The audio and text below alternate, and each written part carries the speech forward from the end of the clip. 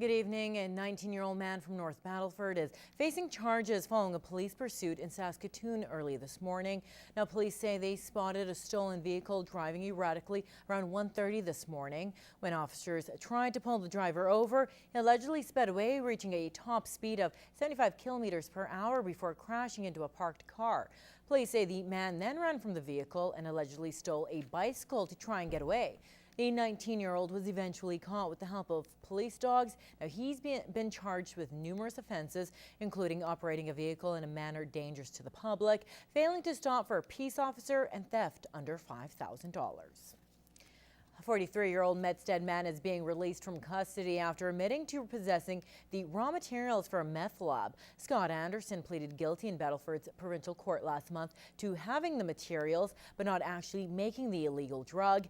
Anderson was given a 9.5-month sentence, which is the amount of time he's already been in custody. Now, last July, police searched a home, a van, and a trailer in the Battleford's area before arresting Anderson. Prosecutors argued he was in the process of creating a lab to make his drug in his van.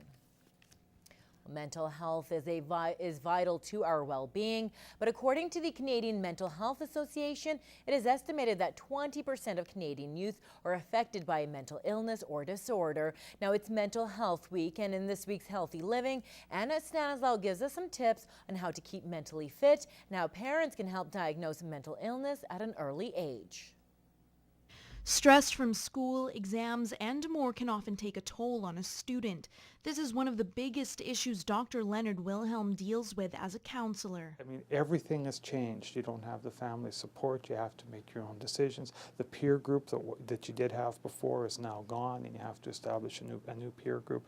So transition is a huge issue. But he says there are some steps that students or anyone can take to be mentally fit. It's as simple as eating right, exercising, and getting enough sleep. Having positive relationships with family and friends can also help, and reaching out and talking to someone when you're feeling down or stressed is urged. No matter how you do, your life will go on and it'll be fine, and kind of put things into perspective. Take a few deep breaths, calm yourself down physically and emotionally, and then proceed on and just try and do your best. Parents can also help diagnose mental illness at an early age, such as preschool children. Dr. Wilhelm says there may be a lot of sensory processing issues that emerge with a child, like having a hard time coping with changes, fluctuating sleeping and eating patterns, and more. But as the child grows and their brain develops, he says to look at changes that are emotionally related. So probably we would see more mood swings than expected, more irritability and anger. That's really not, consistent with, the situation. He says the important thing to remember is to seek professional guidance if the problem is not something that you can cope with as an individual or family. Anna Stanislaw, Newcap News. Now, the Lloydminster and District United Way is shelling out more money this year to its member agencies than ever before. The nonprofit organization had its distribution night yesterday. More than $224,000 is being allocated to 16 local agencies. So that is the largest that we have ever managed to give out, and that is all 100% comes to our community and how well they really support us. One of the agencies receiving a boost is the local Multiple Sclerosis Society. It's receiving $15,000, which is about $5,000 more than it received last year. They provide us with a significant amount of funding that stays right here in the local community and helps us to provide things like subsidizing handy van rides for people who rely on that. The money raised by the United Way comes from local companies interested in supporting community groups. Funds are allocated based on the impact the program has on the region. They put in a request for their funding each year and give us a bit of idea of what they are going to use the money for in their budget and how much money they'd like to request.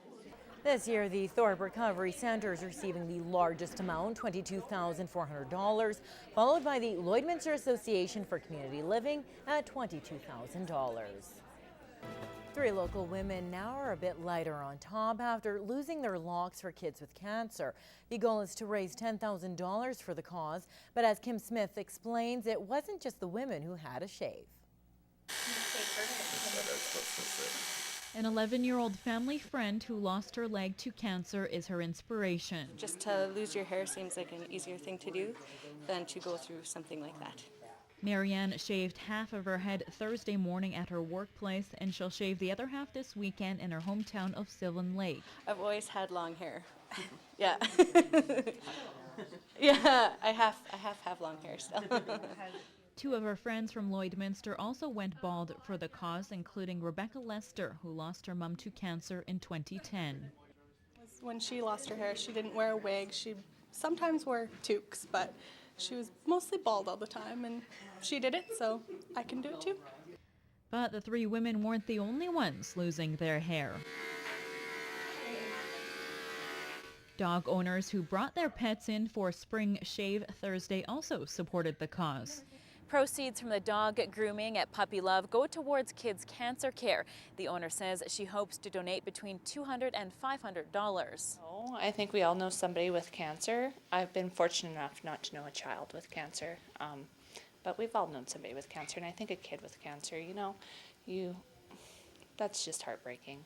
Organizers hope to raise $10,000 by this weekend. So far, they've raised $3,000. If you'd like to donate, head to kidscancercare.ab.ca and click on A Kid's Wish. Kim Smith, Newcap News.